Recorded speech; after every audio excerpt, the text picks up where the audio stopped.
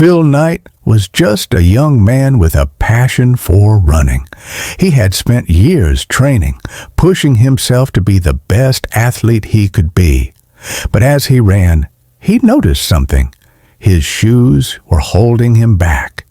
The American-made shoes were heavy, uncomfortable, and overpriced. Athletes like him deserved better. He started wondering, why were the best running shoes coming only from Germany? Why couldn't someone create something better, something lighter, something that truly helped athletes perform at their best?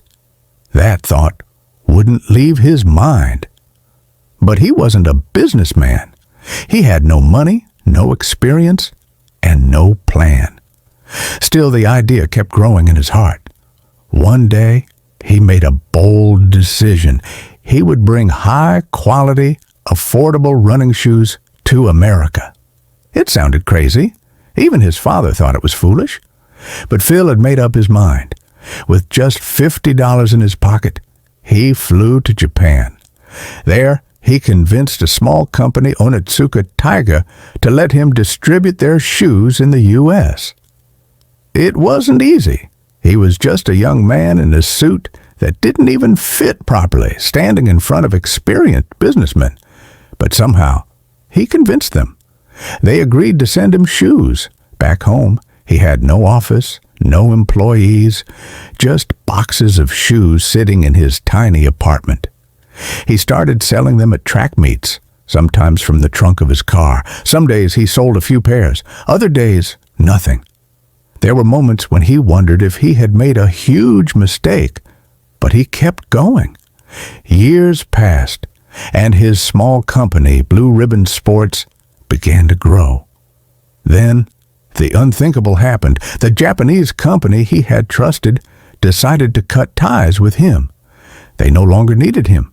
Just like that, everything he had built was slipping away. He could have given up. It would have been easier to walk away, but something inside him refused to quit. If he couldn't sell someone else's shoes, he would create his own. He gathered his small team, and together they designed a new kind of running shoe, lighter, faster, and better than anything before. They needed a name, something powerful. They called it Nike, after the Greek goddess of victory. The early days were brutal. Banks refused to give him loans. He was drowning in debt, borrowing money just to survive. He put everything on the line, his savings, his house, his future. There were nights when he couldn't sleep, wondering if he had made the biggest mistake of his life.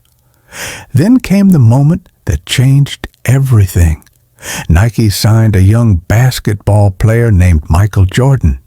His shoes, Air Jordans, became a sensation. Overnight, Nike became a household name. The man who once sold shoes from his car had built $1 billion empire. Phil Knight's journey wasn't easy.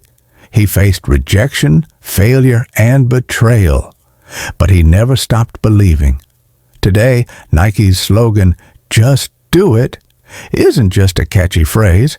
It's the story of his life.